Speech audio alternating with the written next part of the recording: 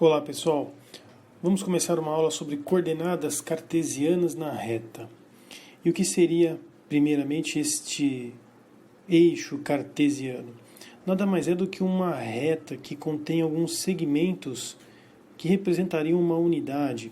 Por exemplo, nós temos aqui a segmentação do número 1, o número 2, o número 3 e o número 4. Cada um desses números indica um avanço de uma unidade de medida. Uma unidade de medida, mais outra unidade de medida, 2 unidades de medida, 3 unidades de medida, 4 unidades de medida e assim sucessivamente nesse eixo aqui que nós estamos analisando. Já uma medida algébrica é diferente. Ela parte de um ponto inicial e vai até um ponto final.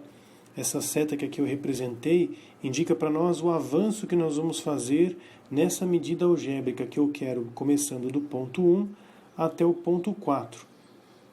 Para isso, basta ver quantas unidades nós avançamos. 1, 2, 3. Portanto, nesta medida algébrica, eu tenho 3 unidades de medida, o m.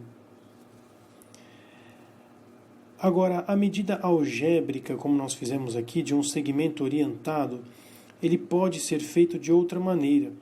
Nós podemos determinar aqui um ponto específico, um ponto A, em que apresenta uma medida XA.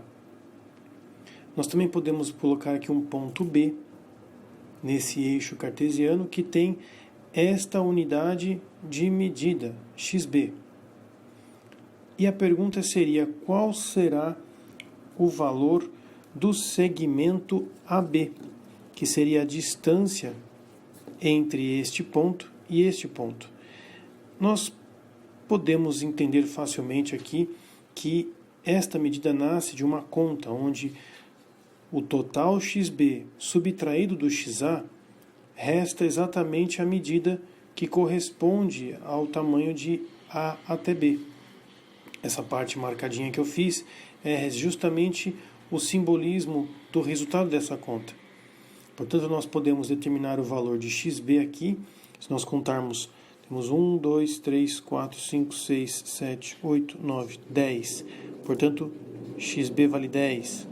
XA, 1, 2, 3, 4, 5, 6. XA vale 6. Portanto, o valor da medida AB, esse segmento, pode ser calculado com essa subtração. 10 menos 6. Portanto, o segmento AB vale 4 unidades de medida. Isso é muito útil para alguns desenhos. Nós vamos utilizar isso nas nossas aulas.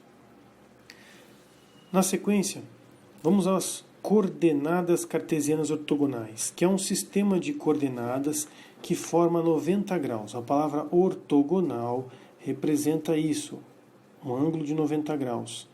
Nós vimos lá atrás as análises dos eixos cartesianos, mas aqui nós vamos colocar 2 eixos. Um posicionado na horizontal, que nós chamamos de abscissa, e outro no eixo vertical, formando justamente 90 graus com esse anterior. E o seu nome é ordenada. Portanto, nós podemos definir agora um lugar geométrico, um plano, como diz o próprio nome das coordenadas aqui, cartesianas num plano, em que um ponto pode ser posicionado. E este ponto apresenta 2 medidas. Como numa batalha naval, onde você fornece a latitude e a longitude, aqui nós vamos fornecer a abscissa e a ordenada. A abscissa seria a medida que corresponde ao eixo horizontal. Eu vou chamar de XP. Portanto, houve alguma medida aqui até este lugar, até este ponto, que corresponde ao avanço no eixo X. Mas esse ponto P ele está também para cima, o que corresponde para nós um YP, um valor na ordenada, uma medida que está no eixo cartesiano, porém na vertical. Portanto, nós temos aqui uma medida partindo desta origem, no cruzamento dos eixos XP, e partindo da origem subindo, nós temos um segmento ou um valor que corresponde a YP. esses números, como nós fizemos lá atrás, podem ser calculados. Eu tenho aqui que simbolizar que o ponto P, ele apresenta a coordenada xp, yp, que seriam os valores correspondentes ao avanço no eixo x e ao avanço no eixo y. Nesse retrato aqui, usando um pouco as medidas que eu mesmo desenhei, você pode perceber que eu tenho aqui 3 unidades no xp e 2 unidades no yp. Portanto, trabalhando com números concretos, nós podemos dizer que o ponto P equivale a 3, pois essa é a unidade de medida no eixo x, e 2, sendo essa a unidade de medida no eixo y. Agora, esses pontos não necessariamente precisam estar aqui com coordenadas positivas. Eu posso ter alguma coordenada valendo 0. Se o y fosse 0, por exemplo, o que aconteceria com o meu ponto P? Se o y fosse 0, isso indica que ele não vai subir essas 2 unidades, como eu tinha mencionado. Apenas vai avançar à direita com 3. Portanto, quando o yp for 0, isso indica que ele vai ficar exatamente aqui. Ele não vai subir, ele não vai descer no eixo vertical. Ele vai apenas avançar aquelas 3 unidades. Portanto, o ponto P ele acaba descendo. Ele migraria desta região onde ele se encontrava para baixo.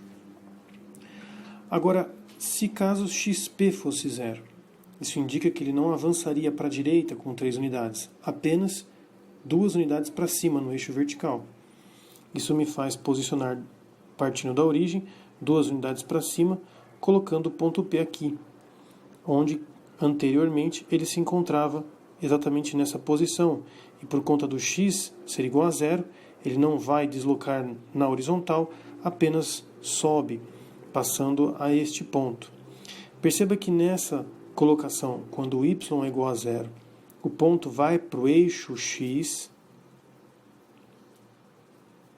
e quando xp é igual a 0, ou seja, quando o x vale 0 num ponto, esse ponto fica em cima do eixo y. São observações também válidas. Quando que um ponto pertence a um eixo? Quando está no eixo x, é porque o y vale 0. Quando está no eixo y, é porque o x vale 0. E por fim, nós temos aqui uma situação que define a origem de medidas dessa história. O ponto origem, 0, 0. Quando ele apresenta essas coordenadas 0, 0, ele se encontra exatamente aqui, no cruzamento dos eixos cartesianos, do eixo y e do eixo x, esse sendo então a origem dos pontos.